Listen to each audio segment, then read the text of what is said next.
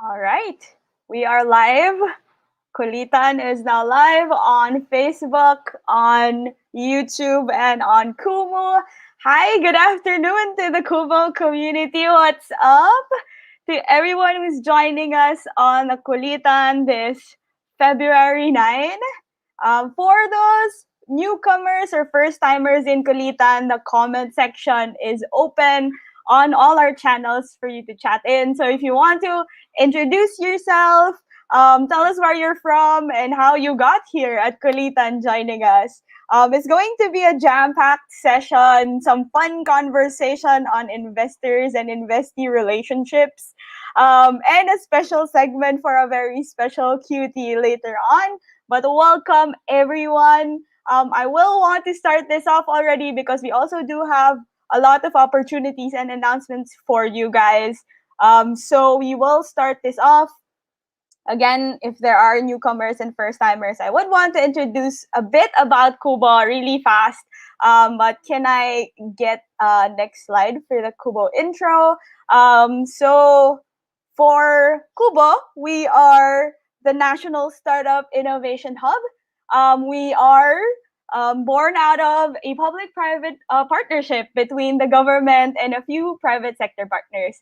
And that includes DTI, DOST, JP Morgan, and the IDU Space Foundation. And Kubo is actually an organization that's stage agnostic and multi-sectoral, which means at any stage of your innovation or your business, and if you come from different sectors, you are very much welcome to join us to find opportunities and your network at Kubo. Next slide, please. So here at Kubo, we do a lot of activities, but we don't do this by ourselves. We do this with a lot of partners in the ecosystem.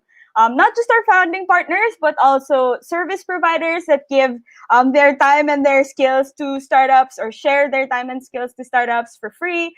We also do have program partners and event collaborators that do this with us and provide more opportunities for our founders.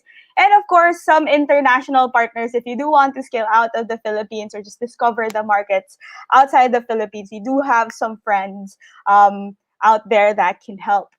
Next slide, please.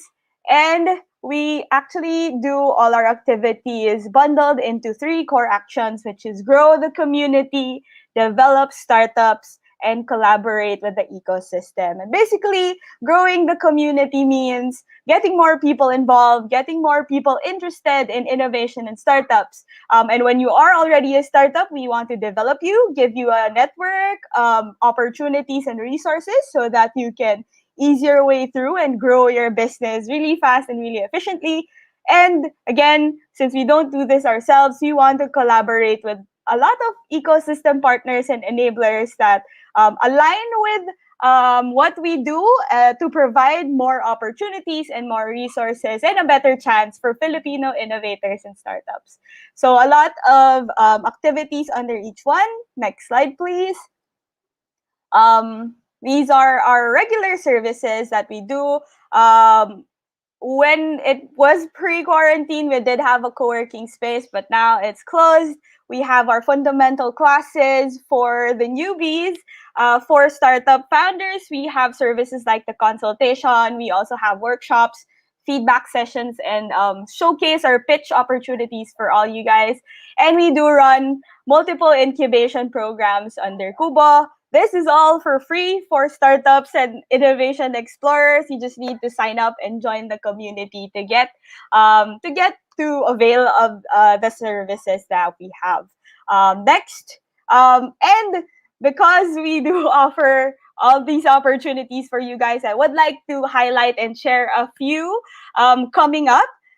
We have the digital edition of AIM Eurasia chapter with annual investment meeting. That's AIM Dubai. So this is their first digital edition hackathon. If you are an innovator and if you have ideas in the 5 areas that you see on the screen, so climate and environment, education, healthcare, cybersecurity, and food security, and you want to build on that idea, you want cross-border collaboration outside the Philippines, maybe around the Eurasian region, you might want to check this out. We will be sharing all the links in the chat. and also on the Kubo feed, so you don't forget, but sharing these opportunities as well. So again, this is the first digital edition of the AIM Eurasia chapter digital edition hackathon. Next slide, please. We also have an upcoming workshop from Kubo. If you are a startup founder that is struggling with your processes and your workflows, or you are looking to refine your objectives or metrics, you might want to check out the upcoming workshop with Google. And that will be on February 17. Registration is now open for that. That will also be on the Kubo Facebook page. Next, please. For our student innovators, we also have an opportunity for you. So we have upcoming an intercollegiate technopreneurs challenge for our student innovators. So if you have an idea and you want to build on it further and also compete and see where you stand with your university counterparts, we invite the universities to send your student teams to compete at the Intercollegiate Technopreneurs Challenge. We have a few days left for the application, so do check that out. Info will also be on the link. Again, we will post the link on the chat so you don't forget.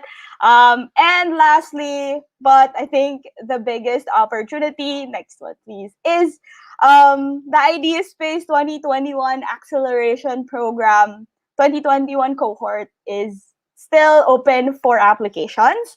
So the Idea Space Acceleration Program is open to founders who are, sorry about that. So we are open to founders who are focused on solving urgent problems through technology. You must have an existing MVP and at least one full-time founder. And if you qualify, you get exclusive learning and mentoring sessions, um, linkages to relevant industry partners in your field, resources for market and product development, and up to 1 million pesos in equity funding. So if you are developing your solutions through technology and you want to push that further, next slide, please. We do have the timeline for the acceleration program. The application ends Feb 28, so you do have a bit more time to apply for that. I think there are a few more community events that will happen before the deadline. So if you want to check that out, you can check the website at ideaspacefoundation.org for details and to apply. We will put the link on the chat. All right, again, that's Feb 28 for founders who are developing solutions in tech and already have an MVP. A lot of exciting opportunities and resources in the acceleration program. All right. And my segue on that, after all those opportunities that we offer, this is all for our grand vision of Filipino startups changing the world, Filipino startups helping the Filipinos and the global and everyone around the world. So I hope that you get to avail of the opportunities and we get to help you out along your journey. So to move on with our program, I'd like to call on our president of Idea Space Foundation, president of Kubo Innovation Hub, and the Philippine Disaster Resilience Foundation, Butch Mealy, to share a short welcoming message to kick off this Kulitan. Great. Thanks, Carla. Every time I do one of these Zoom things, I feel like I'm on television. I guess it's true. But thanks for being here tonight. We've got an exciting evening for you. And really, it's all about podcasts, which are the future for all of us. But before we do that, I just have a few announcements to make. And first of all, I'd like to encourage everybody to tell their friends about it. Please join the Idea Space Acceleration Competition. The deadline right now is the end of this month, February 28th. There's a few million pesos for the top winners here at the end, and the great acceleration program in terms of preparing yourself for the future with top mentors and a very dedicated team to help you out. So check it out, Google it, or ask us. We'll be happy to help. But that's the acceleration, Idea Space Acceleration Program for 2021. Now, having said that, it's one of, I guess I should start this off by through one of my favorite quotes. Somebody once said that life is full of comings and goings, and for everything we take with us, there's something we leave behind. And that's true of several people tonight. First of all, I want to thank Danny Stacchio. She's been at my side, and she was there way before me. She headed Idea Space pretty much since its inception, and she will be moving on. I know many of you know her or have worked with her, so please join me in wishing her the best. Um, Next part is I also want to welcome the new executive director for both Idea Space and for Kubo. We're uh, combining the two organizations, trying to leverage in our synergies and make it a stronger org going forward. And that is no other than Kat, Kat or Katrina Chan. She's the current ED of Kubo. So, Kat, good luck to you in this very tough mission of bringing these groups together and bring them forward through this year and beyond. And last announcement is I do want to bid a very fond farewell. This is our last Kulitan with our own Natasha Bautista, and she really played a key role in setting up Kubo. Without her, there would be no Kubo. She and Kat really worked their hearts out. Started off in a room at Meralco. There were just a few people there, and what was an idea, what's really just a concept, became a reality. And now, 4 years plus down the road, become a vibrant member of the Philippine startup ecosystem. Um, so three great individuals. I've had the pleasure of working with all of them. So Natasha, good luck and have fun during your final kulitan. She'll be moving to the Globe Accelerator, so we wish her well. Thanks everyone, and enjoy the evening.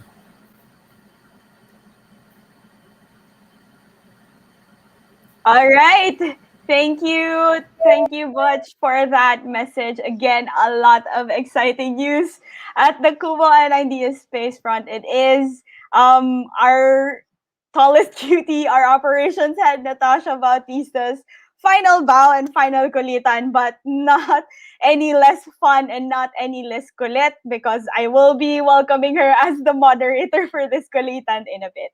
And so we go directly to it. So we started off 2021 and Kulitan with a hopeful outlook for 2021 for startups and the ecosystem. And we're not failing at it. I think there has been a lot of good news on the investment side for the local startups. And one that's very exciting and very close to the hearts of the Kubo Cuties is the recent investment for Podcast Network Asia as they gear up to expand in the region. And so we want to take a peek and chat with them on what goes on with the investor-investee relationship and how do they want to take this further. So for this kulitan, we have CEO and founder of Podcast Network Asia, and as you may know, Hustle Share host Ron Baetiong, joined by Franco Verona, managing partner of Foxmont Capital Partners, one of their local investors in the investment round. And to moderate again, our operations head and the cutest cutie, bibigay ko sa'yo to today, Natasha Bautista. This is sad. Today lang. um, thank you, Carla. And good evening to everyone. So for tonight, we're calling everyone cuties. Good evening to all the cuties out there. I think we're live on Facebook, YouTube, and we're also on Zoom. I'm not sure if that's correct, but if you have any questions or have any comments, please feel free to write down your questions or comments on Facebook, YouTube, and on Zoom. So yeah, my name is Natasha Bautista, and this is going to be my last Kulitan. Oh, You know, Leave us. why? This is so sad. I'll never forget this. This is the second time I've had to say goodbye to Natasha in our history. yeah, My actually, I mean, this is interesting. So many things happening. It's it's surprising because supposed to be pandemic, but like there's just so many interesting things that's happening right now. But first, before we jump into the discussion, I just want to ask you guys, Franco and Ron. Let's start with Franco. How are you? I mean, how are you with this pandemic? How's work and how are you coping up? Just want to do a quick check before we start. Good, in dire need of a haircut, but other than that, not terrible. Thankfully, so Okay. luckily we can do a lot of work from home, and I think we've all learned that recently. That's So yeah, That's things good. are good. And Thank you, for Ron, you need a haircut too? not 2 weeks. We're still pretty good. I got a paid a couple weeks ago. But yeah, God, this pandemic. How do you even say it? Like, we try to live it a day at a time, right? And I probably would answer that differently from a day-to-day basis. But overall, as I guess I would say we're lucky more than anything, Mhm.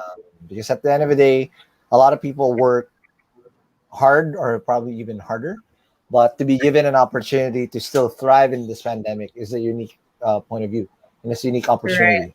So very, very grateful Right. about that, that our hustles are paying off right away, because a lot of people also don't get Exactly. to have that opportunity right away. Right. I mean, let's discuss that, right? I mean, I know that you have been working hard. I know that you, I've known you since party file days, I think. So Yep. let's discuss, tonight, let's discuss how you really maximize on the opportunities that are presented to you. But let me go back to Franco first. Interesting fact for everyone. Franco is actually my first legit official boss. There you We used to work go. not together. legit, not legit, not legit. Not legit scam. No, Yeah. so no, really, like you were my first boss. We started Grab together, so it's so interesting that we're in the same stage right now. After how many years? How long has it been? Like 7. years, Closing in on 8. 7 years. Closing in on Yeah. 8. So can you maybe introduce yourself, your journey, and also introduce Foxmont Capital Partners? Sure. So my name is Franco Verona. I am the managing partner at Foxmont Capital. And I'll get to that in a second. But the journey actually really begins in December 2012 with Natasha. Like literally sitting in an office, a small office, in the second floor of a building in Salcedo Village, the Gaspi Village, with Natasha and I staring at each other, and unfortunately for Natasha, staring at me like, okay, what do we do now? And I'm like, I have no idea. I honestly have no idea what I'm gonna do. But thankfully, Natasha was very patient with me. I don't know if I reciprocated that as well back in 2012. But yes, so it started there with Grab. Natasha, really was more of an equal, and in those days, really more like a guide through a lot of what we had to go through in those early days. And yeah, from there, it was kind of like, it was just a long learning experience.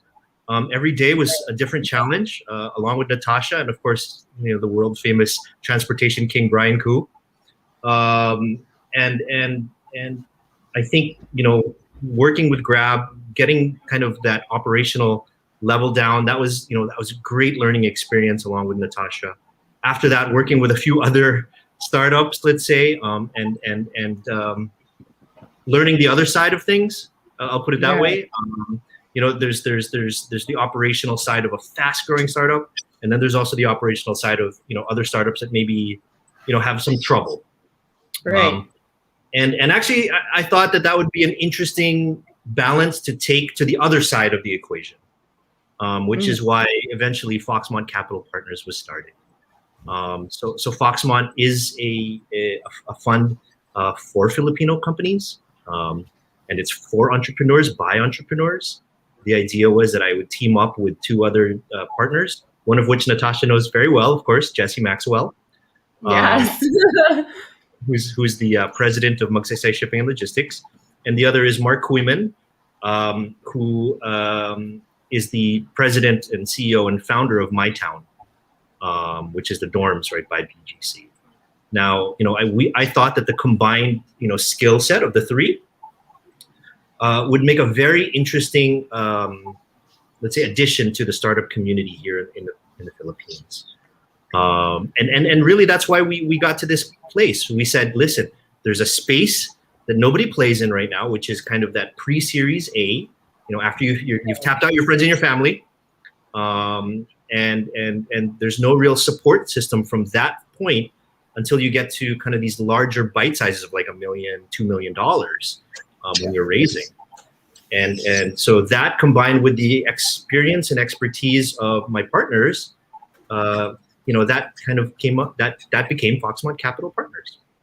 Right. I mean, in behalf of the startup community, thank you for being in the space. I think we need a lot more investors, particularly on the stage that you just mentioned.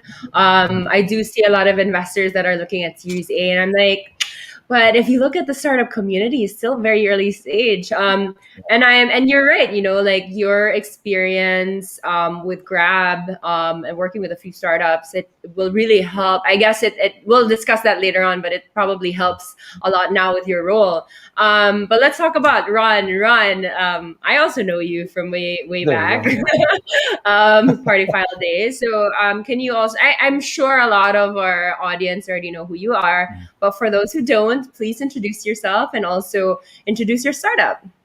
Okay, so which startup are we talking about? Okay, so again, my name is Ron, and I am the founder and CEO of Podcast Network Asia, and also who happens to also still be running Chatbot PH, and the number one or the only one business podcast about startups and entrepreneurship in the Philippines called Hustle Share. So again, the long story short, I started out over 10 years ago with my first startup called Party File. That was a nightlife app. And my only mission was to get as many people as possible in the clubs for free, so that they can have a good time and have a great thing. That invested on my Kickstart ventures. I did a lot of stupid mistakes as a young founder that you could pretty much think of. I've probably done it. And long story short, after growing that to 120,000 users, that failed. So I lost everything. I had to pick up the pieces again and then try it again with something that I felt like was more in tune with what I wanted to do. So I created Chatbot PH, and 12 months after I put it up, again, I was hustling with Kubo during this time because that was my home. That was my only refuge because I felt like there's no other place where I can at least pick up the pieces. And 12 months after, we got acquired by the Sterling Paper Group, and I'm still running that. And then right after like a year, I started asking myself, like, how can I pay it forward? What can I contribute to paying it forward to founders? I mean, I do QLITANs every once in a while whenever I'm invited, and happy to do it, and mentor startups. But how do I do it that at scale? Because I felt like, just like what Franco said, there was a big void of how at least the worthy startup entrepreneurs who've been there and done that have not been properly documented. There are a few articles that are out there, blah, blah, but if you just need a proper receptacle of all these hustle stories, I felt like the best way to do that is something that I was very comfortable in doing, which is cussing my way through a podcast. So I created a podcast 2 years ago called Hustle Share. It's actually going to turn 2 years now. Oh my God, I'm so old in this. This February 28th, Hustle Share is one of the earliest podcasts here. And then I had only several objectives in mind. First of all, number one, I realized the value of my time. So if I'm going to really continue keep on doing this, it has to pay me back somehow. To pay for my time, not to make it a grand enterprise. So it has to pay me back some in one form or fashion. Second, I need to be able to really standardize how it sounds. So my standard was not the podcast that I'm just hearing from a random whatever. I'm talking about the best podcast in the world. It has to sound like that. Number three, I need to be able to do it at scale. So through that process, I saw that, oh my God, I was able to tick the top three objectives that I had. And then I looked around like, okay, who else is doing this? What's this podcast community like? And then that's when I started noticing that just like the startup community, there is a budding podcasting community. And the shameless guy in me literally just went and looked at what did Kubo do to kickstart the whole startup community, and picked up the pieces from there and started applying whatever applied into the podcasting community. So first thing I did, just like how we do in startups in Kubo, you become as inclusive as possible. So you look after the best podcasts or the ones that have traction and say, hey, let me help you out with your production so that we have a global standard and it will help you monetize. We'll get you to product market fit. So again, copying it. I'm shameless. This is the first time I'm telling you this. I just copied the Kubo. I know. This is the first time I'm hearing this. Yes. I copied the Kubo formula. Second thing I did, I started throwing random events to bring in the community and see how it's like. So again, that's QLITAN for you. I copied that as well. So the talk as well, right? So then, okay, thank you, Natasha and Kat and Butch, for giving me a framework of what I can do, right? And third thing is we built our cuties. Unfortunately, we don't call them cuties, all right? We call them the pod heroes, the podcast. So building a solid team to support the pace that we're doing it for. And lo and behold, and also giving them a platform. So just like the office in Jupiter, we gave them a studio and everything end to end for them to thrive. So mentoring sessions, again, copying even our business model is incubator and accelerator type. Copying it. That is so good. I can't believe I'm just hearing this just now. I mean, me too. We should have put Kubo instead. I'm just kidding. Yeah, that's why I don't. Yeah. No. Kubo can't have shares. We're non-profit. Thank you, non-profit. Thank you to your business model. That's amazing, Rod. I mean, like, we at Kubo, we're always so proud of you. And the fact that you're not just you're not just our startup, you're actually a mentor. So for those of you who don't know, and for those of you who are startups in the community or who aren't startups yet, Ron is actually our resident mentor. So he now mentors other startups. So thank you for giving back.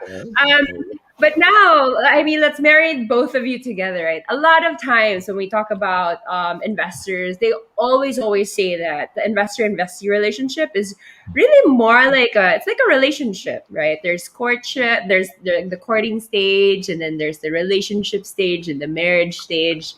Let's talk about the first stage, which is the courting. So, who wants to take this? How did you guys get to know each other? Before the courting stage, let me go through the adolescent stage first, where we had we had to earn our stripes because Foxmont was always there, but there was a big catalyst that would have killed us all, which was the pandemic. Right, last year, exactly around 12 months ago. 12 years. I'm sorry. 12 months ago. Again, the whole thing, the whole dynamic changed. We were so used to recording everything on the studio, providing everything. Then all of a sudden, boom! All of that took everything away. We were scared for two things. Number one, we were scared if people would people still listen to podcasts, given that there's no traffic anymore. Because podcast consumption was synonymous to that's your transit go-to. Right? Number two is, how the hell are we going to record? What are we going to do? Right? We don't have a studio. How are we going to get these guys to record? And by that time, when the pandemic started, we already had 25 shows. Like, how do we get this done? So again, copying from the startup ecosystem, you become agile and you become nimble. So you pivot the whole dynamic, everything's in Slack, everything's documented. I've seen this happen before already. So we shifted, instead of doing it in the studio, we sent everybody mics. That was our investment. Okay, here's your mic, because I don't want you to sound like you're in a tin can. There you go. And we started facilitating the same way we do it. And through that, we were able to then unlock.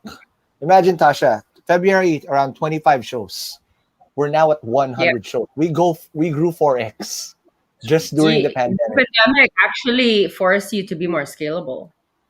Correct. Not just that. Two things happened. So our biggest fear was there anybody that's going to listen to podcasts? Absolutely. And then the second byproduct, so people just switched from doing that because they had nowhere else nothing else to consume. They were more deliberate about what podcast they want to listen to. And number two, it also started opening up new content creators.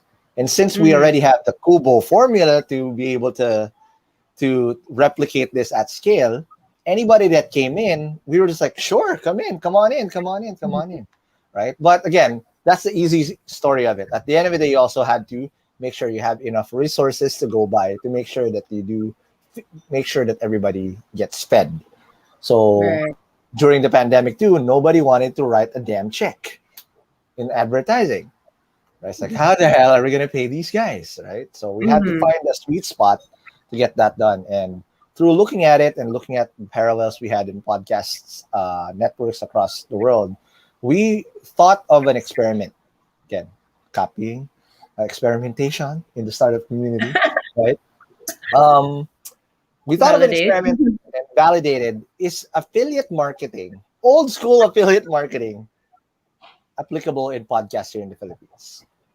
So we looked at, again, parallels. So my network is always startups. That's always our early supporter, right? Startups like Idea Space and whatnot. Kumu was an integral partnership. I'll talk about later what happened, right? They invested in an advertising campaign. But the one thing that really blew the lid open was we did a campaign with Lazada. 9-9. 2 days before the sale, they said, hey, can you give us some links? We'll distribute with our podcasts. Around 25 podcasts out of our, at that time, probably around 40-ish that we've had participated. And we made them 1 million overnight. Interesting. In sales. You know what's interesting also? Like, I wish Roland was here. I know, like, Rexy's watching. Rexy What up, said, Rexy? Rexy like, how to be post. No, but like, interesting because I know that like with Kumu, they also had this experience with Lazada that like shot up their sales or something. So interesting stories. But yeah, go ahead, Ron, just to wrap up your story. It's really that, and that was the pivotal point because at that point also we were raising, and we were pretty close to getting a lead prior to pandemic. But again, everything got stopped. Nobody wanted to write a damn check, and then that's where your startup friends come in handy, because you also have to earn the respect and the legitimacy of your startup friends. Through that whole pandemic, I was pretty much like Roland's girlfriend, talking to him late at night, chatting with him like, bro, what do you do with this? Blah, blah, blah, blah. And then I shared them like, dude, look what we just did for Lazada, right? And then, wow, holy shit, what just happened? And the guy, I think, because I've been bugging him for so long, hey, can you intro me to these guys that you know? Because I felt like we have a shot. But when I earned his respect with numbers, that's where he introduced us to Franco, to Miss Liza. Okay. Because literally half of my cap table. Yeah, sorry, go ahead. Go ahead. Finish that. So literally half of our cap table in this race is very identical to the Kumu cap table at that point. Bros for life. Okay, so let's pause there. And actually, Franco, before we talk about the courtship, like what you did mention, Foxmont is looking for a particular stage, right? So is there anything else that you're looking for in a startup, like industry, profile of founders? Please help us define like the startup portfolio of Foxmont. So actually, if you look at the portfolio that's on our website right now, you'll see 4 companies, and they really range from a lot of different industries. One, of course, is live streaming. Our favorite live streaming service, of course, Kumu. But it's also trampoline parks, for example. So we have a pretty broad mandate. Yeah, but our main points that we always try to hit is that, of course, it has to be Filipino founded or Filipino focused to start. and it must have like at least a proven revenue generation model. Those are, I would say, the two most important parts. If you look at a business, right? It doesn't have to be like an amazing, huge revenue growth. It just has to have a proven revenue model. I would call that our mandate.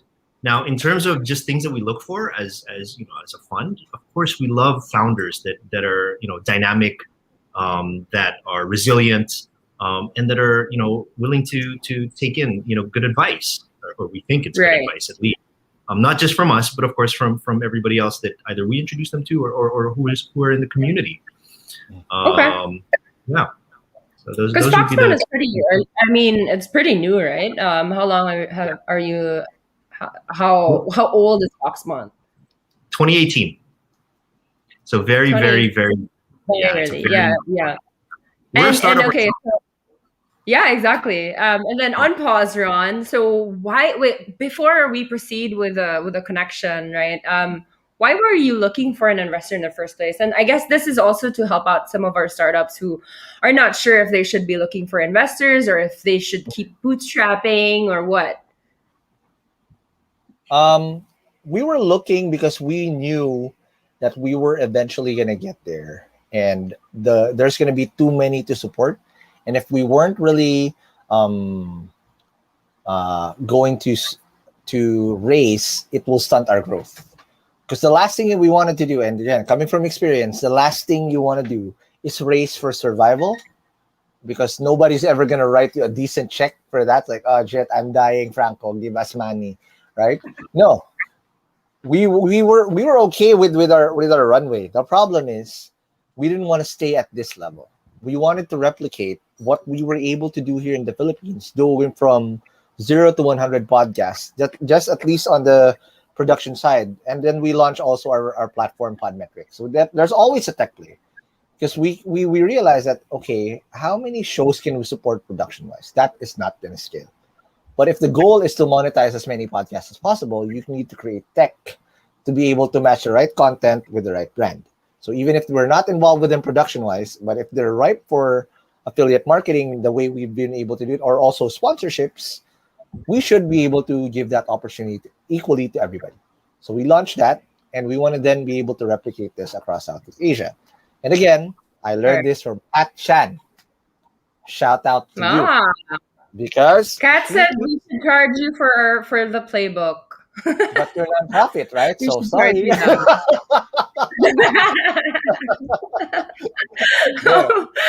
Okay. How did you guys? Kat said one thing, right? Kat said one thing. This stuck with me in her interview. One of the biggest mistakes of Filipino founders all the time is we only try to solve the problems we have in our own backyard. We don't dream big enough. That's true. And we felt like, shit, what we've been able to do here, we can replicate across Southeast Asia, because nobody's doing it as fast as we can. And are we going to wait for that exact replica of someone who can actually do it? Or can it be us? Can it be a Filipino this time to come in and say, hey, Malaysia, hey, Indonesia, hey, whatever. And whatever it may be, like, I think we have found the right formula. Can we help you? Instead of us sitting ducks. And we felt like we had a good shot. So that's why we said, hey, Franco, we need help. Because this is where we're trying to go. I think we have the formula. And again, dream big enough to get there. Exactly, and it's our time. I mean, it's our country's time to shine. I mean, we've been waiting we've been waiting to hear the news about the first ever Filipino unicorn. Come on, Kumu, let's go. But other than unicorns, also like I hope I get to hear that this year, next year, maybe this year. But yeah, it's definitely. Franco's like, give me my money. Okay, and then so you asked. So for those of you who don't know, Roland is the founder of Kumu, and if you don't know Kumu, then what are you doing with your life? But I think we're also on Kumu, by the way. But yeah, so how did you guys meet? What was first impressions? I'll let Franco take this. Yeah, I'll take that one. So actually, I took we were speaking about this a little bit backstage. I took a quick look, and it turns out that so 2 days after 9/9 for Podmetrics, I get a new chat, WhatsApp chat, and it includes Roland, and it's 9/11 actually. So it's 2 days afterwards. In other words, Roland had seen the traction that you had gotten with your Lazada campaign. And of course, I think at that point, Kumu had also just gone through their own podcasting experience with you. Because I remember about a month before that, they were actually asking us to listen to your podcast, which we did, or to their podcasts on your network, which we did. Yeah, and on 9/11, basically, we got the strongest possible endorsement that we could ever get from our good friend Roland. Nice. Who basically, in so many words said, listen, this is, you guys have to look at, you have to meet Ron, you have to look at his company, and they're getting serious traction. Now, when you get an endorsement like that from a guy like Roland, we're gonna pay attention. We're really gonna pay attention. Exactly. And we did. We said, listen, first of all, we, as a fund, we love podcasts. We listen to them all the time. And to hear that there was a Filipino company empowering podcasters across the country and potentially across the region that was doing that, man. Yes. And this all happened during the pandemic, right? Absolutely. Oh yeah, Correct. 9/11. Right. So introductions happened all in WhatsApp, and from what I heard during our backstage discussion, Roland is still in your WhatsApp discussion in your WhatsApp group. Roland still knows what's up. That's for sure. Okay, and so from what now? Like from that introduction, from that very strong recommendation, right? And I cannot emphasize enough how that strong. I mean, it's not just like in Philippines, not just in Asia, but all across the world. Like recommendations are important because it's I guess it's your badge, right? It's your badge. Correct. That's your way of also being validated by someone else. But then, okay, so you got recommended. Then what happened next? Did you guys meet? Was it all done online? So this was all done online. Hold on, Ron. Let me start. I actually have never met Ron face to face. Same. I have no idea how tall or short. Ron, you could be like 4'2", and I would have no idea. I'm a midget. This is it. This is short as can be. Man, I knew it. Really? That's so interesting. Nobody from around. I've never met them in person except Roland. Because also Kumu invested with them. It is possible. It is possible to succeed during the pandemic. It is possible to have a very, very good relationship with people, i.e. investors during the pandemic. That's awesome. Okay. So how was the courting like? Ron, what was your first impression of Foxmont? It's like, first of all, they echo that they love podcasts. So Franco and Mark Kuiman said that, hey, I'm a big podcast fan. It is important though that when you pitch, there is a fit right away because you don't. It's the everything else just is so much easier if the investor also you're pitching to understands what the hell we're doing. I'm not sure if I would have the same success, at least getting their attention. Say if I was doing something else, say if I'm doing e-commerce, and that's not ingrained into my whole narrative. The other thing, I guess, what made it a little bit more personal because I'm trying to solve a problem for podcasters because I am a podcaster myself. I know exactly how hard it is to do it, and so, a lot of people tried, but they couldn't quite figure it out. And I guess again, copying it from other verticals that have successfully used a community-driven approach to grow an industry can always be a nice thing because it's not a question, hey, will this work? Like, yes, this works. I just need to add the nuances for this little community and support it with the right resources so it really comes to fruition. So there. Okay. What about Franco? Yeah.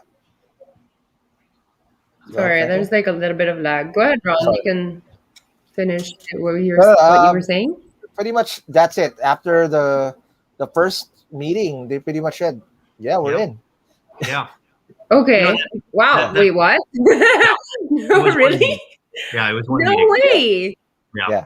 One meeting. Okay. So but like Ron, on your side, I mean, I heard your side that your first impression about Foxmont was really focused on like the right fit, and Mhm. that they understand your product and the Right. solution. Correct. But like Franco, like what made Foxmont decide, okay, this is it? Like was it what particular metric what were you looking at? Well, Ron himself is incredibly impressive, right? So Ron Mm-hmm. started with his own personal journey, and spoke about the highs and the lows that he had prior to Podcast Network Asia. And I think that really resonated with us. We really loved the idea of somebody that could take all the challenges thrown at him in a startup environment in the Philippines and still come up with something that is, epically scalable, that can prove success in the Philippines. And if it succeeds in the Philippines where the internet is substandard, of course, then it can succeed in other countries. Now, Ron, talked about, his previous, party file and the issues he had to go through there. He told us about, his successful exit with Chatbot. And this is the kind of entrepreneur, you just know after you talk to Ron that this is a guy that's going to succeed. And we wanted to be a part of his story. Okay. So like in Right. a relationship, it's like love at first sight. But Not the it's not romantic, just love at personal life, the first heart. sight. Yeah. I cannot stress how important the founders are, the people behind the startup. I think not just in like I think I say this with my Kubo hat as an incubator, accelerator, startup enabler. And in fact, whenever we judge our startups, every time we have a pitching competition, every time there's an incubation program or accelerator program or whatever it is, most of the time the criteria is very, very heavy on the startup founder. So for startup founders out there, if you feel like your solution is so great, your idea is so great, your business model is so great, but you're not getting funded, maybe you should think about like what can you do as a founder to improve, right? You as a founder, you as the leader of this ship, right?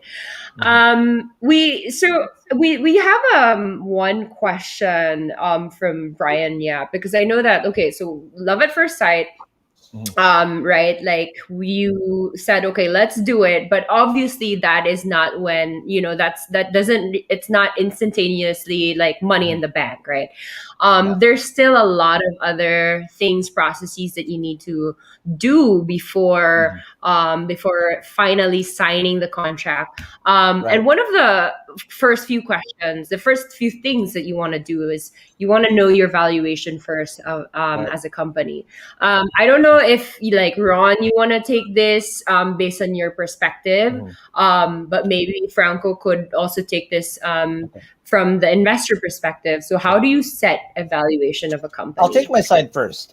This is our second Sure. funding round, technically. So we had an angel round in the final pitch. Again, when we started this out, and this is where also a lot of the experience of prior transactions happened. So I know how to mess it up in prior rounds. How to come up short and whatnot. But at the end of the day, the main weapon of how you really set and defend the valuation all boils down to your P&L. Okay. Any founder that is raising money should know what your P&L is. So what is P&L? Basically, is your sales projections, what you're gonna use it for, what your use of proceeds or use of funds, right? And what exactly are you trying to attain using the asset you're doing all the way through that. Now, the valuation at the end of the day is subjective depending on what you think your startup is worth, and the founder, I mean the VC also agreeing to that. And there's a lot of negotiation in between. But at the end of the day, if you know what you're worth, and at the end of the day you can back up, you say that, hey, we can make this much money, and prior success that actually solidifies what you've done. So again, for us, the trigger was the 1 million for 99, and that didn't stop, Tasha. The whole 99 to 1212, we made $70,000 for Lazada. $70,000, right? So like, what? E-commerce, hello, Wow. we are here, right? That's where we realized that, oh my God, podcasts are the perfect avenue to really drill down what values a certain product can be, because of the undivided attention span that the user gives to that medium. It's not a quickie 30-seconder. You can go as deep as you can.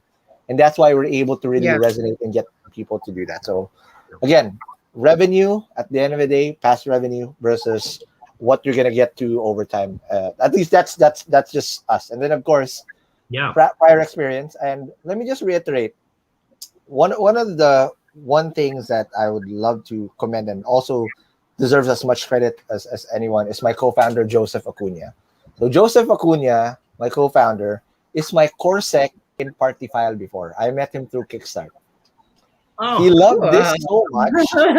He loved what we're doing so much that he quit being a lawyer and went to the startup side. Imagine Dicini doing that. I'm not sure if they would do that, right? But Joseph left his firm, his only first job ever since, to be a full-time startup founder. Wow. And then he walked us through this whole back and forth. Because he's done this. That's awesome. Because he helped people It go probably IPO. helped you. Yeah. Right. It probably helped you with this. I mean, you've had experience also with raising money, so that kind of helped. But like having really good lawyers also will also help you with the process, right? So Joseph is the Franco, like any other additional tips for how to value how do you set a valuation of a company?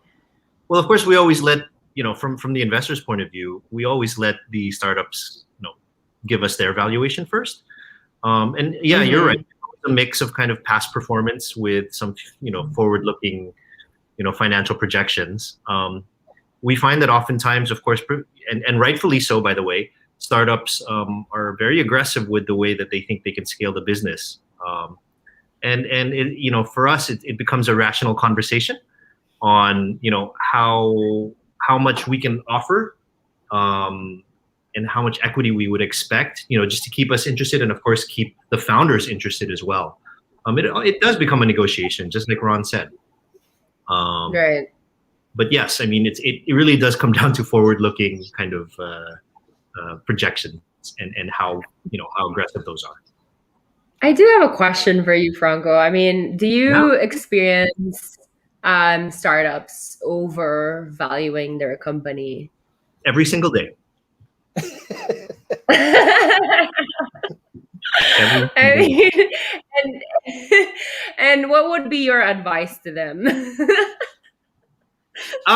Again, we understand, right? Well, I understand why that happens, and I understand the idea of the valuations. And oftentimes, founders are saying, "Hey, listen, I need a lot of equity to keep myself motivated to move this business forward. I can't just give away my equity just like that." And that makes a lot of sense, right? But what I say to that is that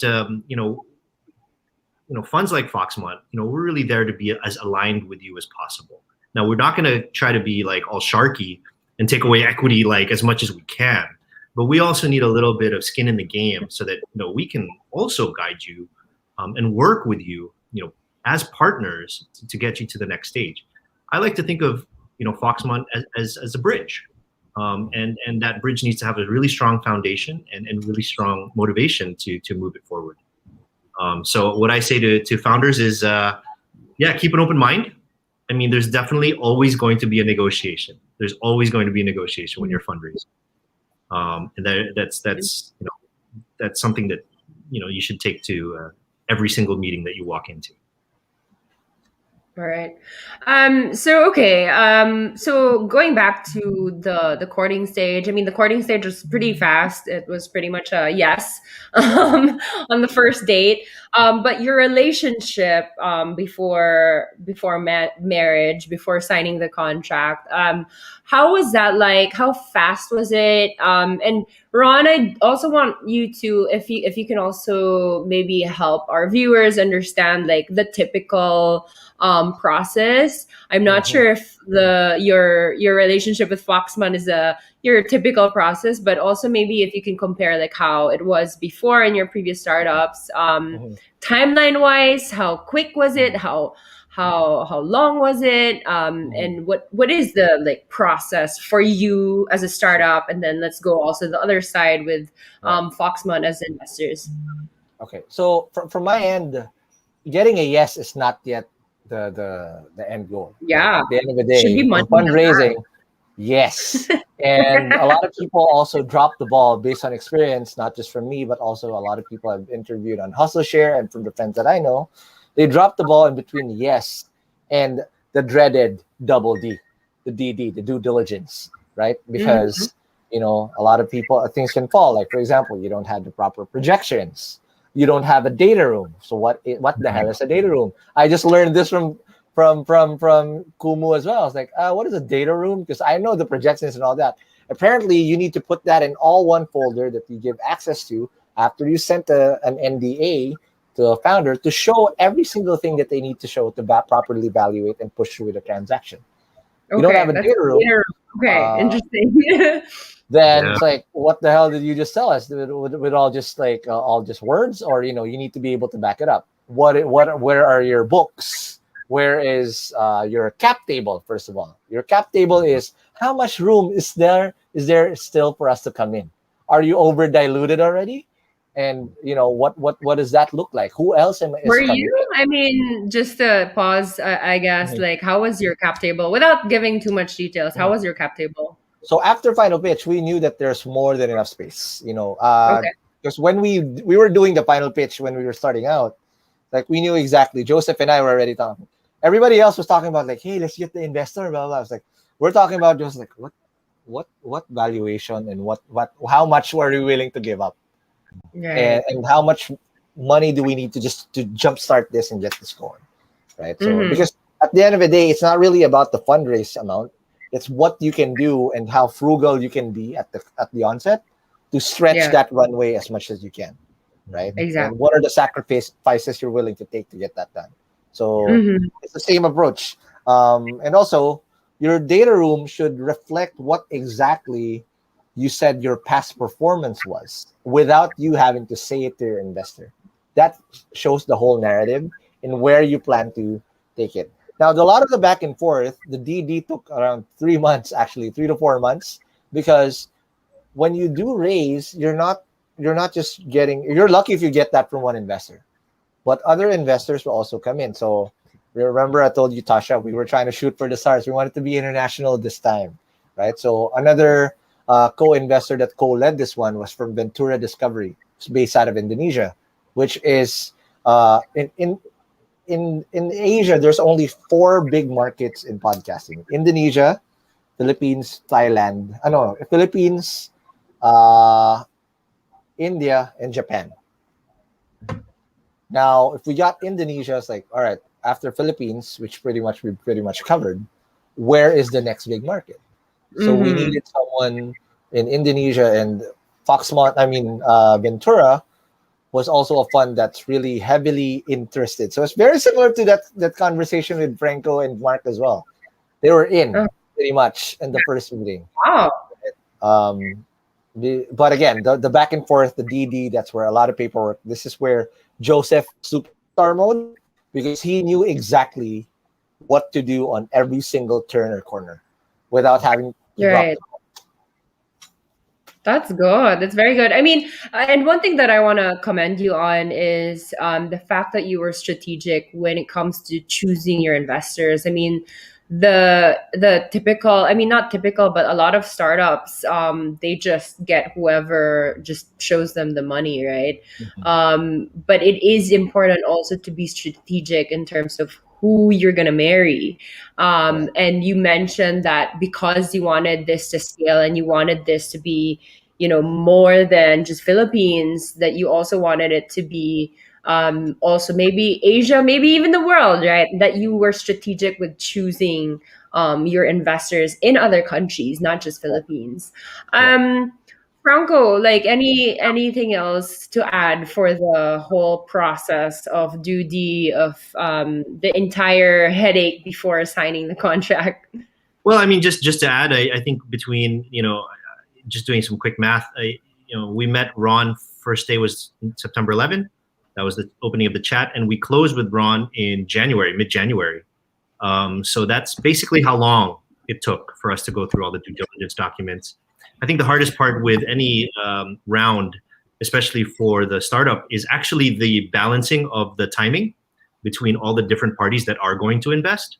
Correct. So, like, for example, we may have been ready earlier than some others, or some others may have been, ready earlier. But there's always this kind of like weird timing where, all the investors are like, okay, I'm only going to invest once the other guys invest, and then Joseph have to, they have to manage that, and they did a good job.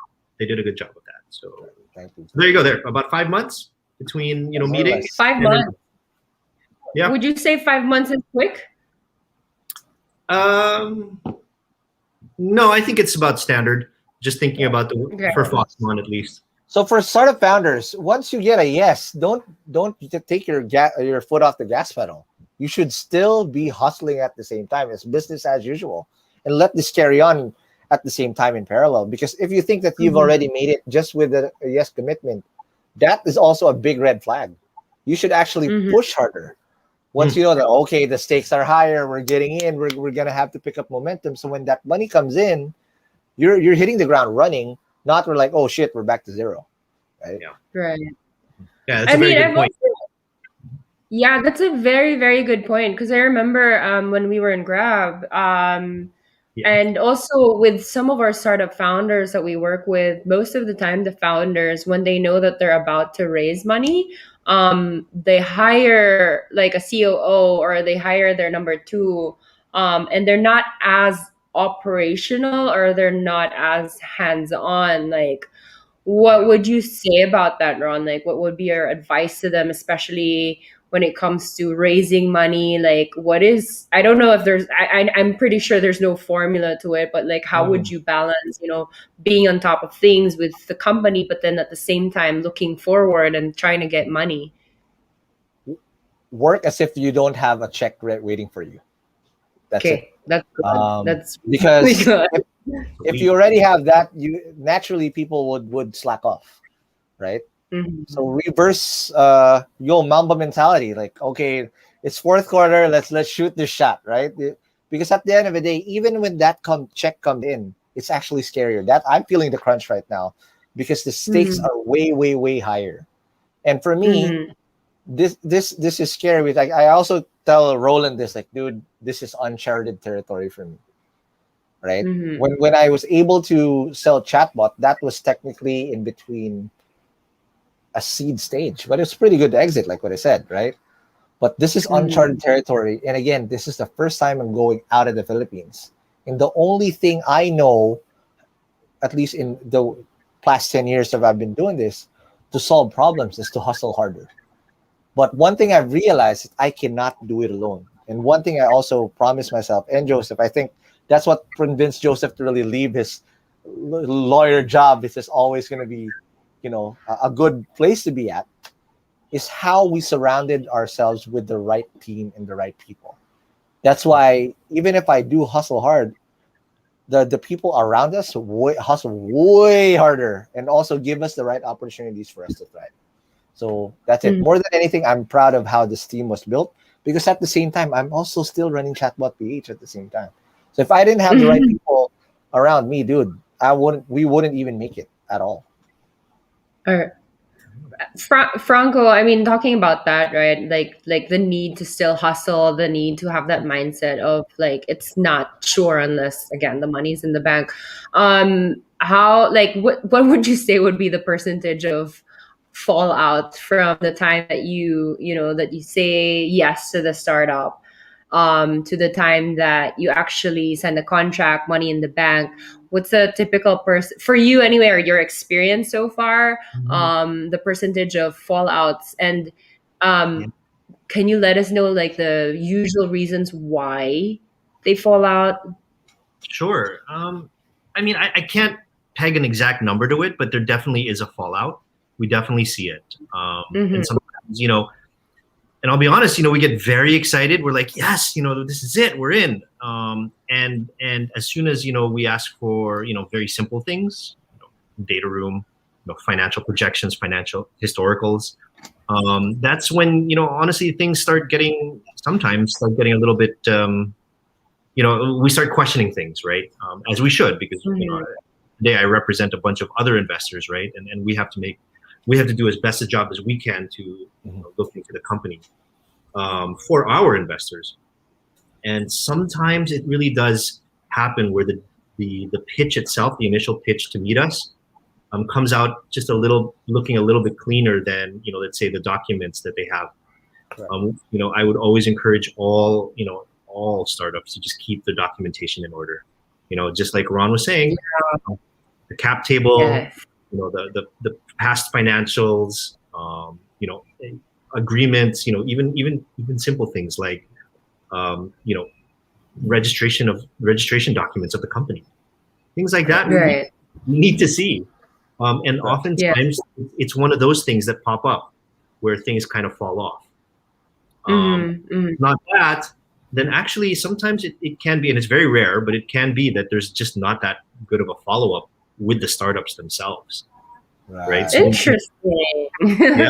Well, and maybe they're busy, or maybe they're distracted, or maybe they found other investors, but we do find that it's happened a few times where all of a sudden it's like, guys, are you still interested? Do you still want to move this conversation forward, or did you ghost me? Right? Wow. So, like, why are you not replying to me? I got why ghosted. did you just tell me? Like any relationship. Yeah, like any relationship. Exactly. Yeah, you need to show that you care. You need to show that you're committed.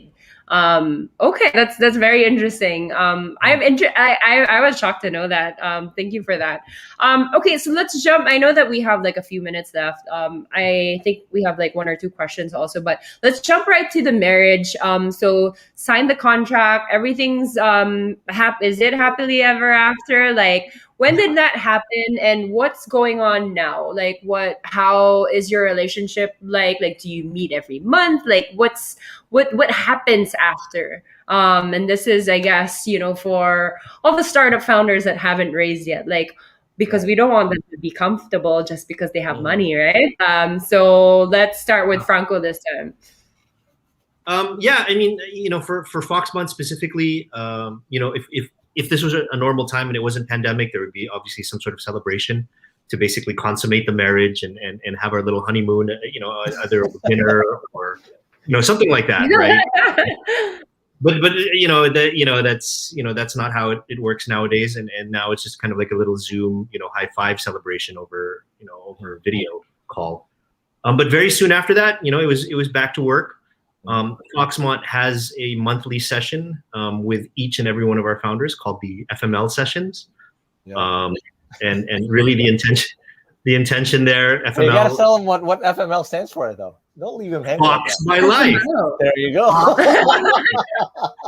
Okay, so this is I gotta admit, Natasha, it came a little bit from you really love puns. The pun queen. And I've known this since the Grab days, so I was like, "Oh my god!" Like, you've been copying definitely from Natasha, right? So I said, okay, so we're gonna do FML, which is Fox My Life, which is basically a way to frame a 30-minute conversation monthly with each of our startups, where we can try to help them as much as we can. They give us their problems, whatever it is, not to report to me, not to report to us what's going on with the business, but tell me, like, Franco, this one problem is really pissing me off. Can you help me out? Right. And we try to really and we try to get them involved in the community. So that's the way that, this marriage, we think, is going to move forward. And of course, just like every other startup that we've worked with, the next step is that we try to provide a strong bridge to the next round, right? Mhm. Make the right introductions to the regional VCs. Help them create the core metrics that are necessary to get interest from these bigger guys. And we basically we guide them hand in hand to that next round. Right. That's awesome. We What became about we you? became Ron? What bad are in your the middle. responsibilities? Sorry, go on, Natasha. What about Ron? I mean, like, so Franco's, responsibility in this marriage is to really give introductions and really guide you guys. I love FML. But Ron, like, what's for you as a startup? I mean, obviously the main responsibility is to make sure that you succeed. But like, how has it been lately? How has it been with this relationship with Foxmont? It's been nothing but great because one thing that I personally share with Franco is that we both love sales, and that's one thing that we both understand. He's not just been teaching us how to properly sell, but also how to incentivize. Now I'm copying from you, Natasha, because I'm just copying stuff, right? At the end of the day, Picasso said, right? That Natasha knows, by the way, Natasha knows this word very well, dude. Incentivize, incentives. Really well, dude. So now we're gonna do that in Podmetrics for podcasters, Yeah. so they get money as well, right? So yeah, and then also the other thing is again expanding how we can hustle and sell our way to other markets. So Right. Franco has been really telling us, and what I love about it is we both love sales. It's an easy, like, okay, I get it. Let's go. Right. He doesn't need to teach me how to like warm up a lead and whatnot. Like, okay, I smell the blood. Let's do it. Right. That is so true. Like, that's so true. I remember Franco being really, really great at sales. That's like the one thing that I hated. I'm so happy about that. Yeah, it worked out well with Natasha and I too. Right. I really hated that. No, okay. So let me ask one last question. From one of our viewers, Nerissa asked, in terms of equity, Guy Kawasaki basically said that believing 51% equals control is a fallacy, and that the moment you take outside money, you lose control of your company. Would love to hear from Ron and Franco regarding their take on this. Who should start? It's like a Miss Universe like question. Let me. Oh, you'll take it. Okay, go. Okay. No, I'll take it. You're going to be better at this for sure. Okay, so it is a fallacy because in terms of if you just want to talk about voting rights in the board, the magic number is 67%. If you and your founding team has 67%, you can pretty much do whatever the hell you want. But don't do it just for the sake of being able to power trip yourself, right? Because at the end of the day, the moment you get outside investment or even a co-founder at least, you open yourself to influence of that person in the direction of the company. So if you are egotistic about control and feedback just for the sake of it, then maybe you need to be able to eat a little bit of humble pie more, because control is not the key. It's collaboration, to be able to really make ends meet, and sometimes a little bit of compromise to figure out how to get there. But one thing you should never lose as a founder, especially if you're playing the role of CEO, is never lose where the North Star is, because there's always different ways to get to the North Star. And if your co-founder or your investor sees and believes that you'll eventually get the North Star, they will pave the way for you to get there. So that's it. Thank you. Shall we end with that? Franco, anything to add? I mean, as long as you're an investor and you are aligned, I mean, I don't know if that's losing control of the company. As long as you're sure that your investor is a partner, somebody that is helping you, be it strategic or that is, let's be all. That's so good. That's so good here. Yeah, I mean, your investors should be your partner, right? But yeah, let's wrap up. I know that we're a little bit over time. Franco, thank you for really helping the startup community, for seeing the shortage in investments when it comes to like, early stage startups. Thanks to Foxmont, and we're really looking forward to seeing more investments from you. And Ron, like, you cannot express how proud we are at Kubo for your success, from you squatting in the office to now, like you providing office to other people. That's so Yeah. crazy. So we wish both of you lots more success. Ron, second unicorn. Yes, second unicorn. I'll do my best. Okay, so I want to do second exit. That's what I'm after. I like it anyway. Uh-huh. I like it too, man. We'll follow you, Ron. Franco's There you like to my ears. Do this. Okay, Big there. let Let's me do it now again. call back. Let me now call back Carla back in our virtual stage. I think I think we're gonna do like a photo op first. Is that right, Carla?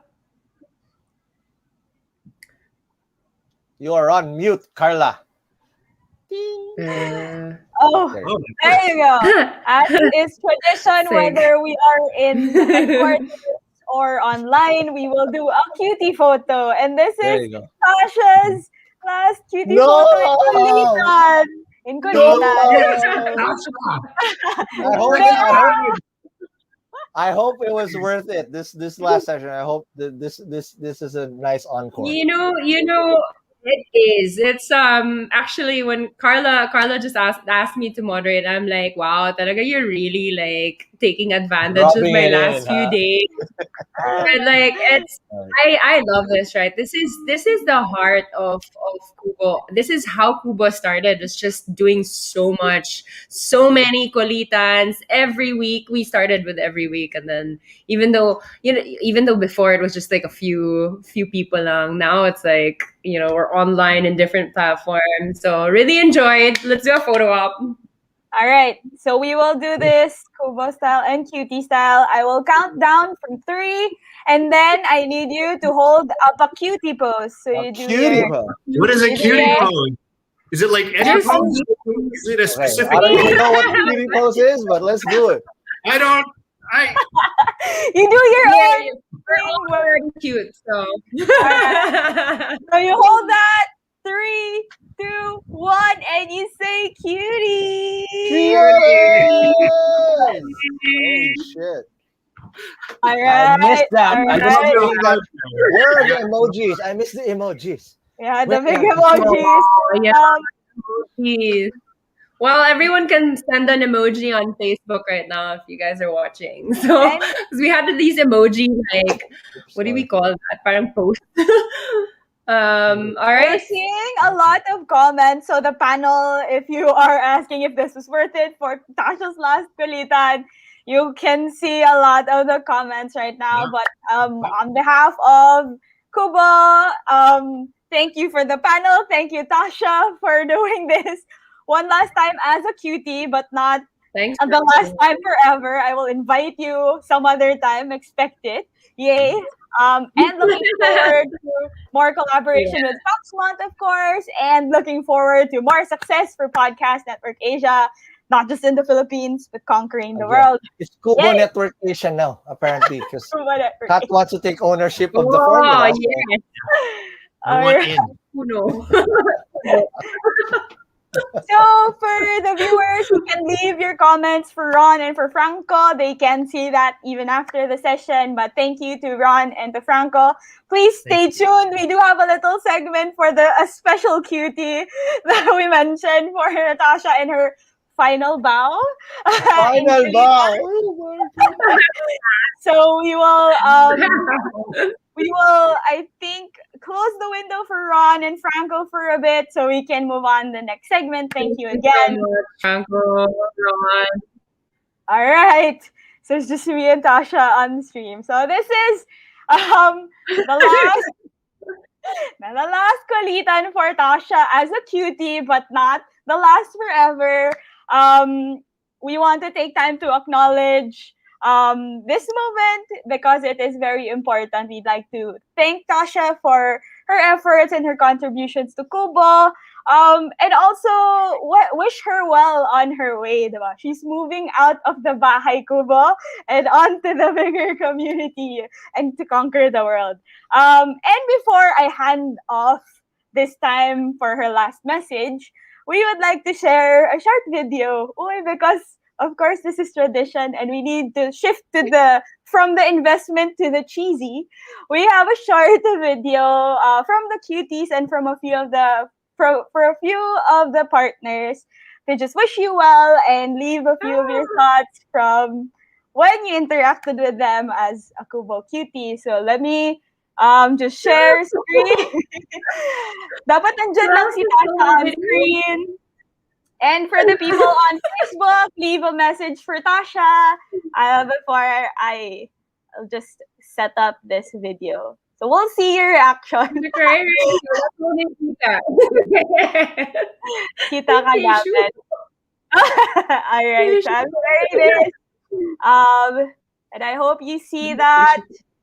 Do you see? I think you see it. Culprit is there. Oh, wait a minute. I think we need to share audio. Saglit. Just kumukuha ka bang tissue? Alright, one last time with audio. So you hear this. Wala pa, Tasha. Alright, so sharing this. Alright. It actually just stands for Kubo, as in the Bahay Kubo. And yes, we do have our very own Bahay Kubo in our office.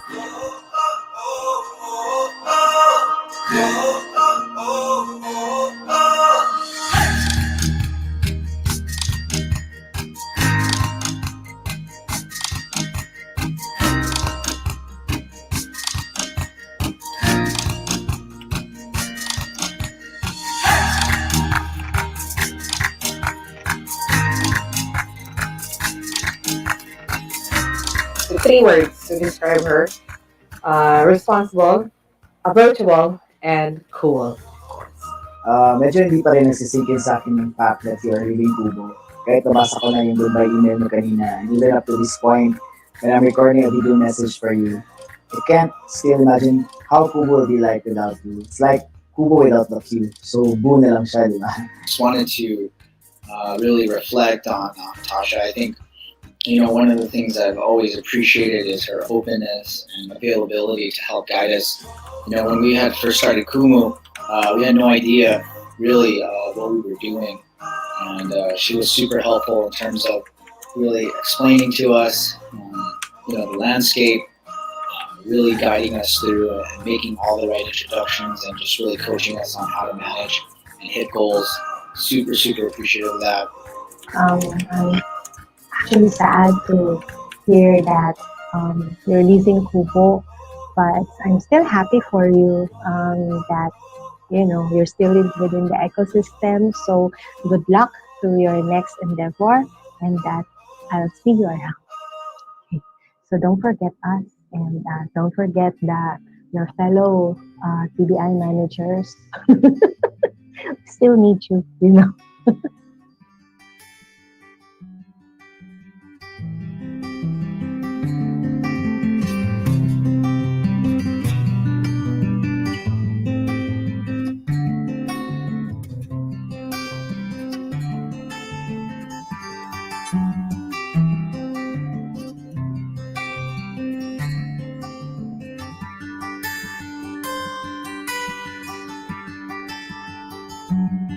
So, yung pinaka-unforgettable moment ko with Nat is during conference or workshop sa Widows Hotel. So, si Nat yung kasama ko sa table nung lumindol. So, nung lumindol nga, so nung nag-cover sa table, so si Nat yung nauna sa akin. So, nung ako na yung papunta sa ilalim ng table, hindi na ako kasya. So, ayun yung isa sa hindi ko makakalimutan na time na kasama ko si Nat. So, of course, yung mga activities natin outside the conference, so yun yung hindi ko makakalimutan, mga bonding moments natin. So when I first met her, it was actually the first time I saw her. She just walked in the room, ang takad-takad niya, and I was like, this has got to be Natasha. I can still recall our first meeting na super na-intimidate ako sa'yo at the time because of your strong presence and of course your towering height. But as we worked together in several occasions, I came to realize that you are such a sweet and nice person. We will surely miss you. Mamimiss ka rin ng DOST TBI family. And of course, mamimiss ka ng Philippine Startup Week Working Committee. Naisip ko tuloy bigla, paano na lang Philippine Startup Week without you? One of my most striking memories of her was really how we were able to really identify kind of similarities with her experience. I think it was like super helpful getting her coaching and her training. And I think for the most part, her support really meant a lot because we, the whole team looked up to her or looks up to her. And, for her support, it was really a boost of energy that we really needed at the time to get us to our current growth trajectories. My fondest memory of Natasha is, two things. Yung first is when I asked you during a program meeting, I think that was the role of Kubo in the TBI network. And that question was actually very serious. And I actually admired what you said that time. And your answer was so on point that I don't have to worry about the program anymore because I got to feel that we are 100% on the same page. So it really made me confident on what Kubo can do to the TBI network. And yeah, I'm really very proud of you in that moment. Second one was actually TBI Summit, Secretary de la Peña. I think you remember that time. And then you greeted Secretary de la Peña with a straight Tagalog. And I just happened to be there. Sorry naman, but it was so funny.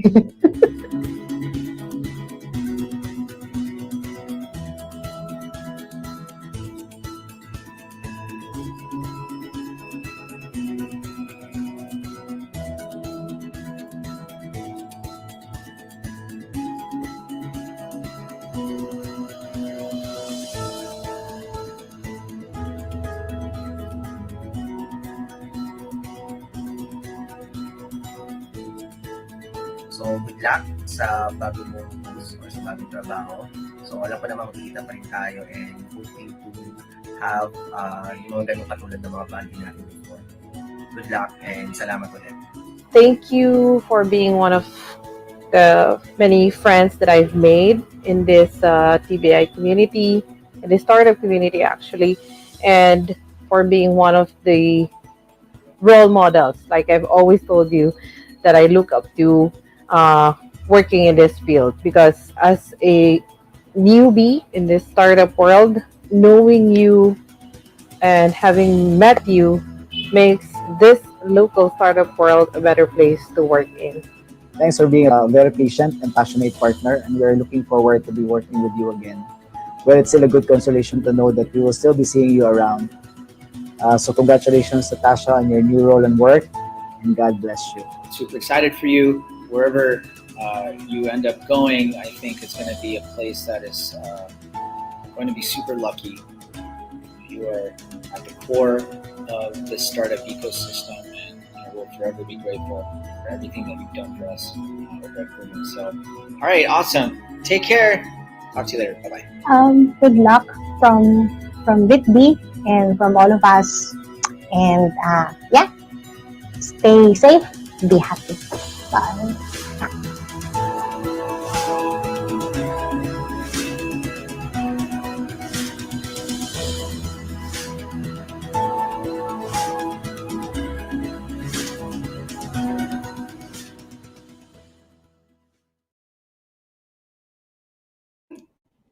Grabe. Nakamute ka, Carla. I did not Ay. expect to uncry. Okay. But before you my request, so before you say your message, there was a request na mauna daw si Kat, the other half of the girl boss duo. On behalf of the cuties to share her message, kasi hindi kami kasha sa StreamYard room, Kat will share the message on behalf of all the cuties. So, Kat? Thank you, Carla. Oh my God. I mean, I think I was hoping never to have to give this speech, Tash.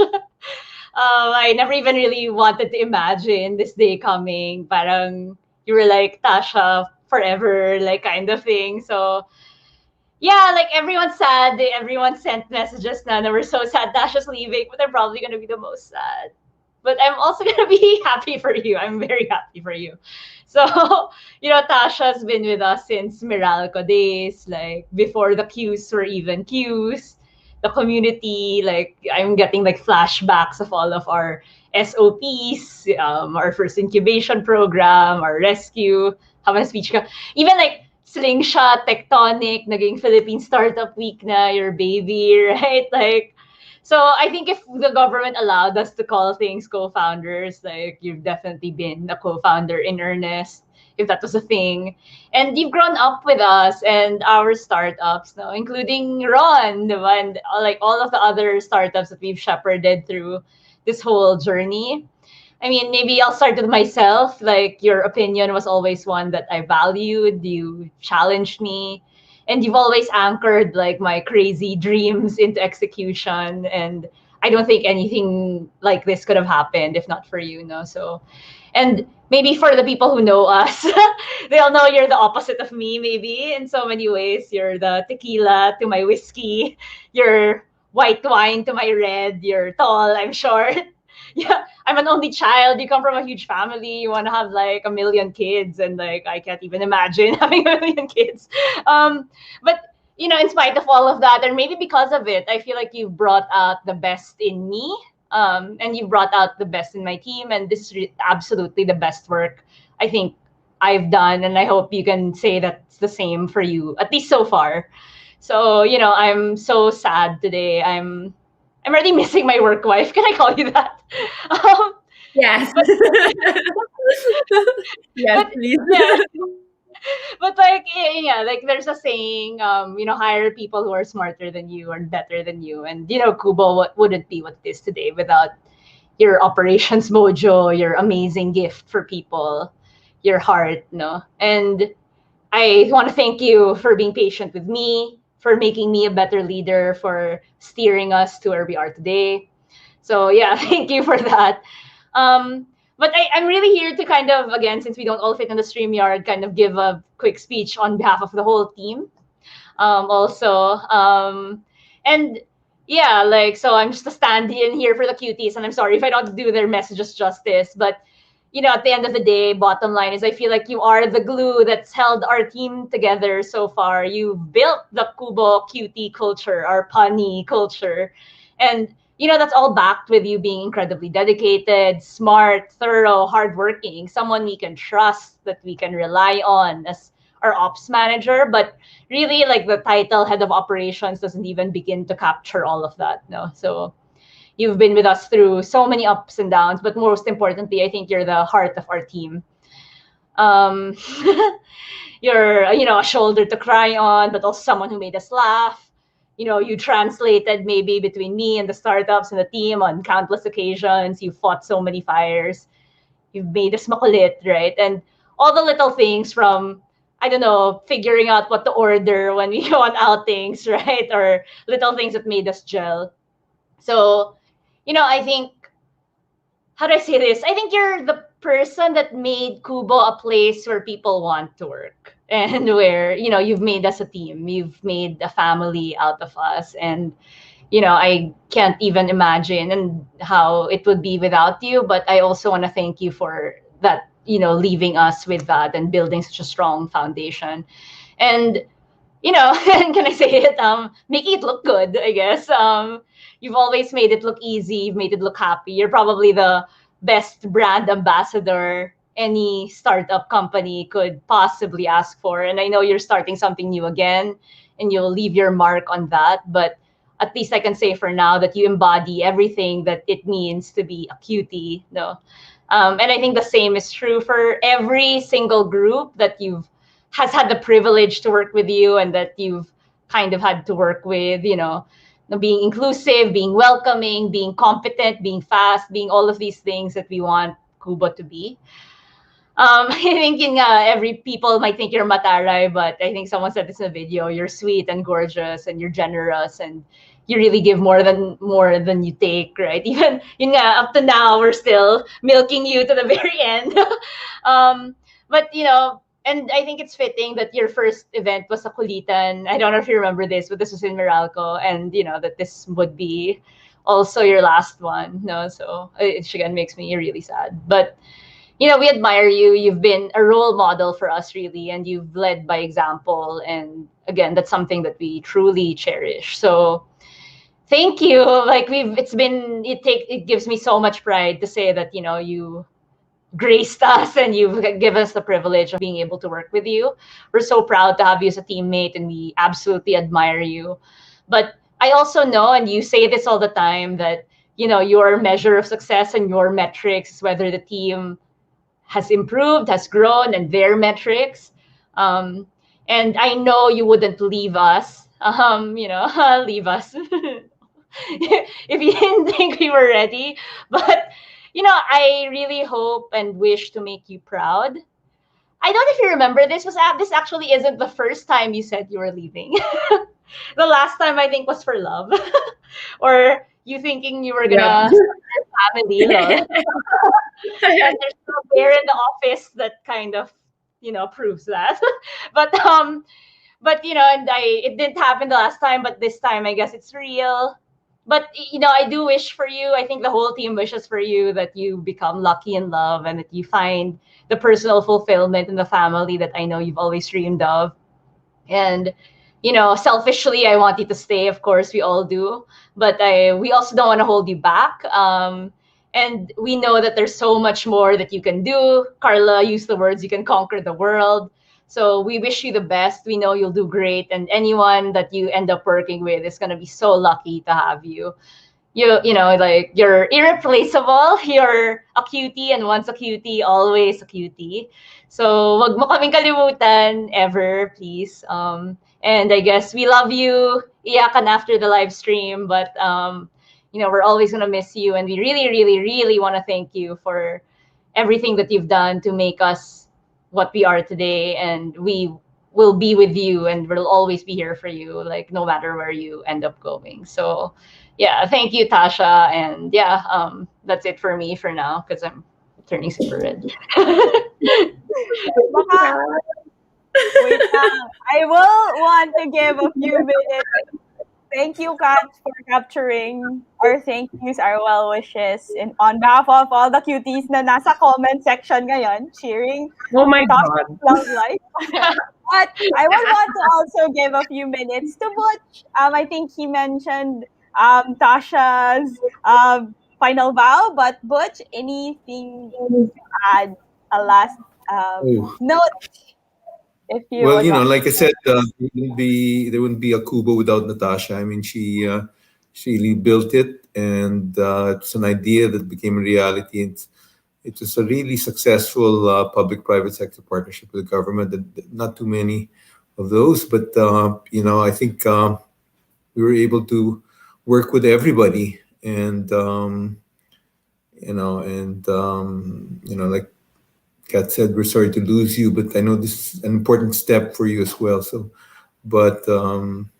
we wish you well, and the last 4 years have been great, and we're all really relying on you.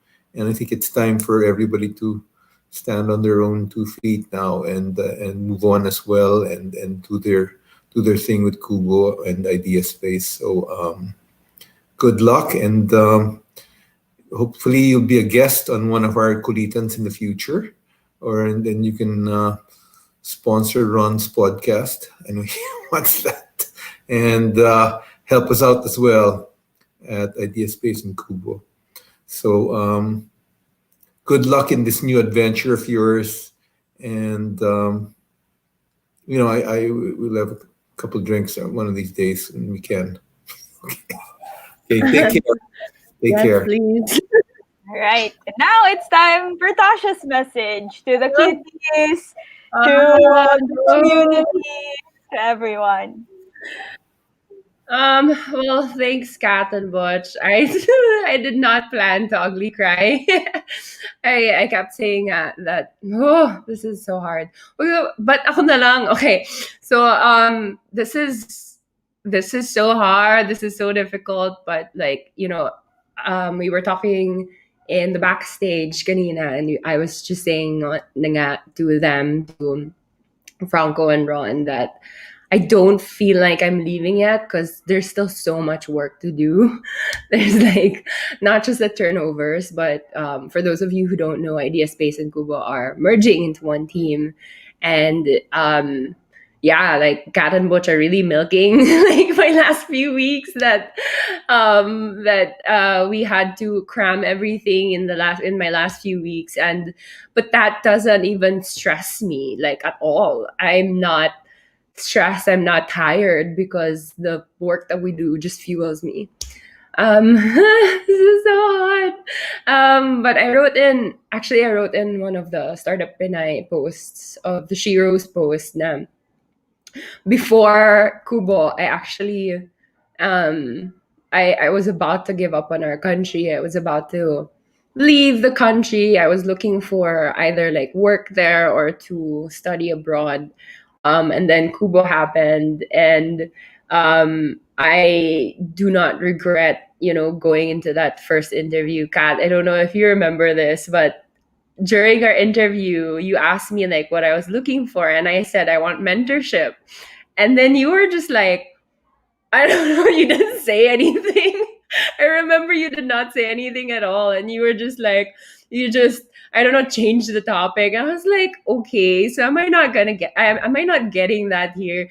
But you know what? Like, I did get, three things that I got from Kubo. One is the mentorship, and mentorship did not come from just you and Butch, and I learned so much from you and Butch. It's crazy how much, like, how smart both of you are, exactly that, no, Kat, like we're so different, and there's so many things that you say that I would not have said, that also gives me like, oh nga no, yeah, bring Kat back.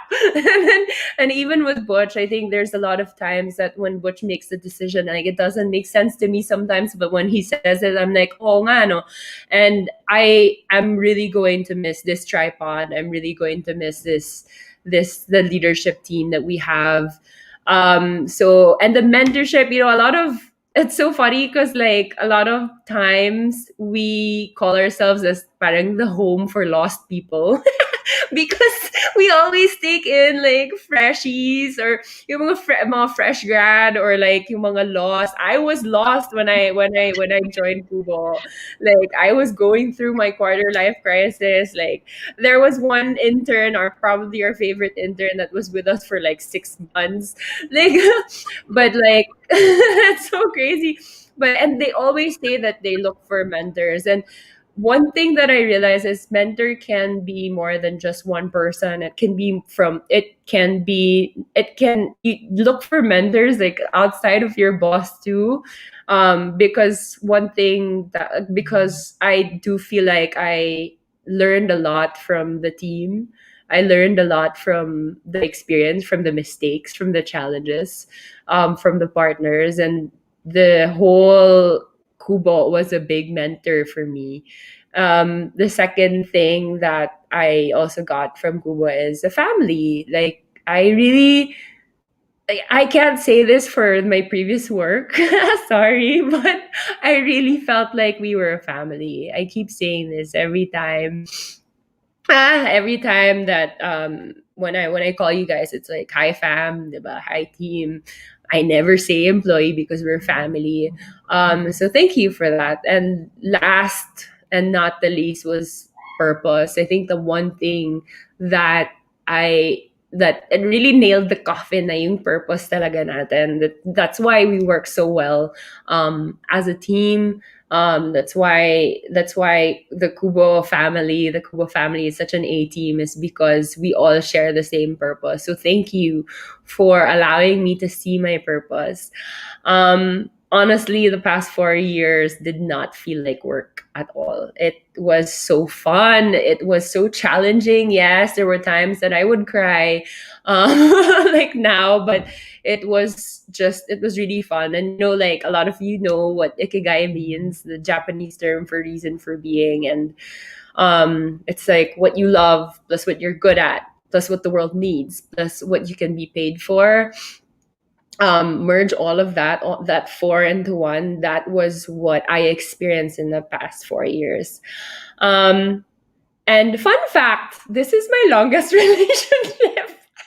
So this is the longest relationship. This is my fourth year.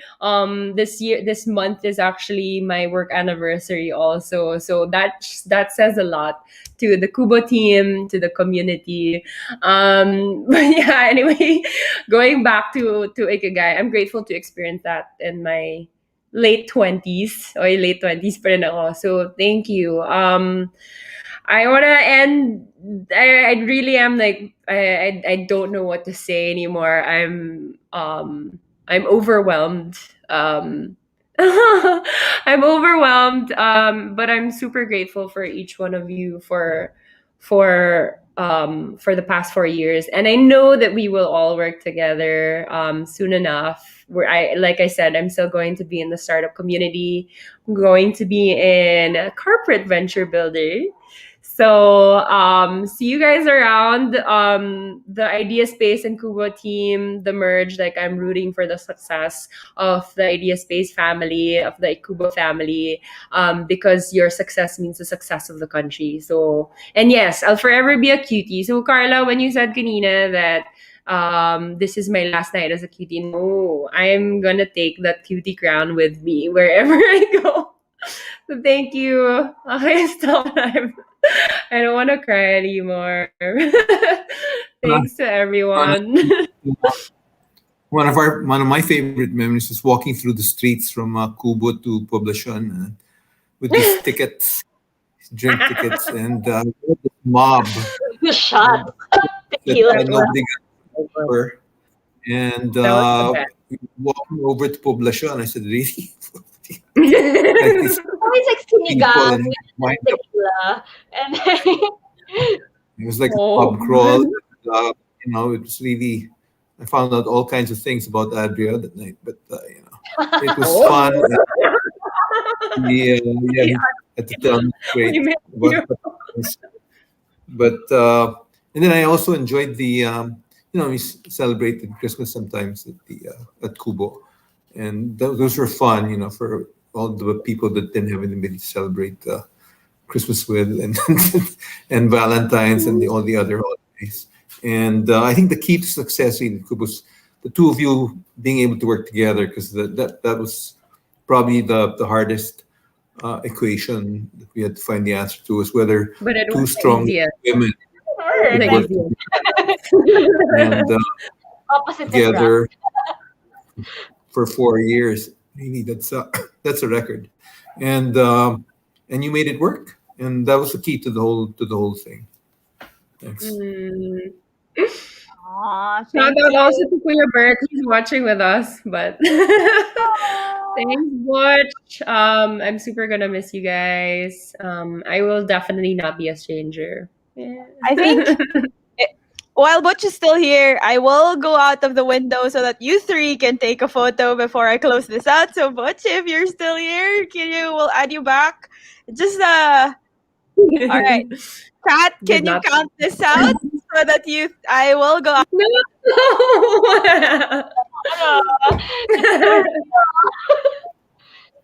Okay, well, cutie.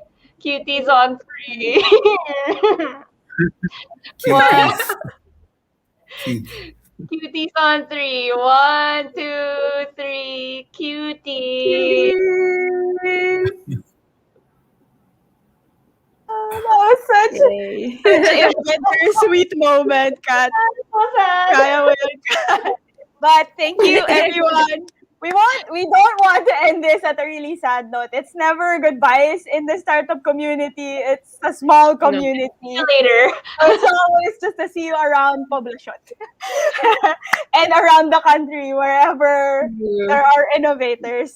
So I would want to close this out here. Thank you, Natasha. Congratulations and good luck. Thank you to all the people who dropped a message on the comments for Natasha, and keep them coming. If you have videos, send them over. We will appreciate it. So thank you again. See you, Tasha, around the community, and see everyone in the community. Until the next Kulitan. Thank Alright. you, guys. See you around. See you. We're not. This is not gonna be a sad goodbye. So see you later. Later. Thank you. Thank you, everyone. Thanks,